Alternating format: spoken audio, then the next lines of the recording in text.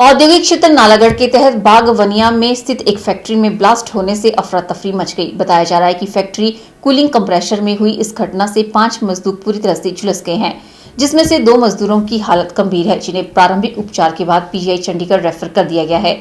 पता चला है कि सर्विस के दौरान अचानक ब्लास्ट हुआ।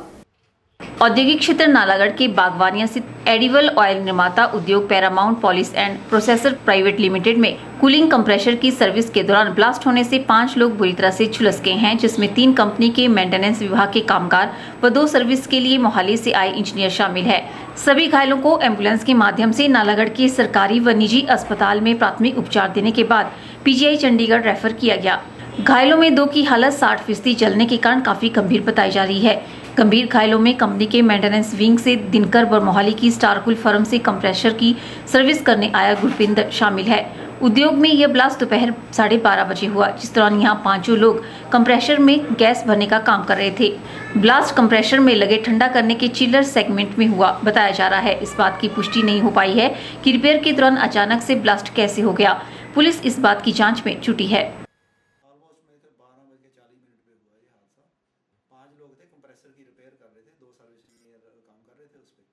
अचानक ही वो पता नहीं चला, हम तो जब एकदम शोर डाला तभी भागे, वहाँ पे देखा तो सर्विस इंजीनियर जैसे काम कर रहा था एकदम ही ब्लास्ट हो गया। पहले ही उनको ऐसा था ना, पहले नालागढ़ ले गए जो है हॉस्पिटल है, तो वहाँ पे 2 लोगों को वहाँ ले गए, 3 लोगों को यहाँ आकाश हॉस्पिटल में ले गए। तो उनको फर्स्ट एड दे के वहाँ से 2 लोग हैं जो यानी कि थोड़ा जिनको ज़्यादा चोटें लगी हैं, इंजरी है, तो उनको सबको प्रिकॉशनरी मेजर्स को भी पीजीआई ले गए हैं 5 को।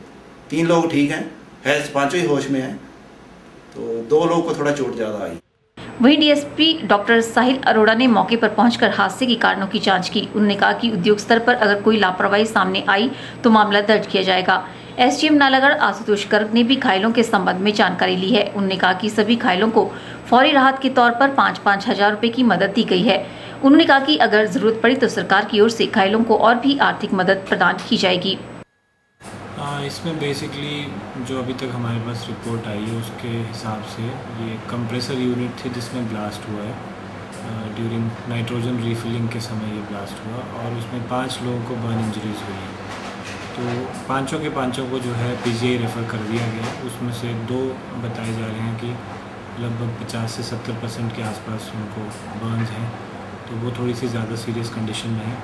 अभी तक जो है कंपनी उनको इमीडिएट असिस्टेंस दे रही है, जो भी उनको इमीडिएट मेडिकल खर्चा वगैरह उनका हो रहा होगा वो company is taking care of that. लेकिन हमारी तरफ से, प्रशासन की तरफ से जो इमीडिएट रिलीफ होगा 5,000 रुपये की फौरी राहत हर एक को इमीडिएटली हम लोग कल पीजीआई में अपना स्टाफ भेज के दे देंगे, और उससे ज़्यादा भी अगर ज़रूरत पड़ेगी तो हम एज़ पर नीड और एज़ पर सिचुएशन जो है उनको राहत डिस्ट्रीब्यूट करेंगे।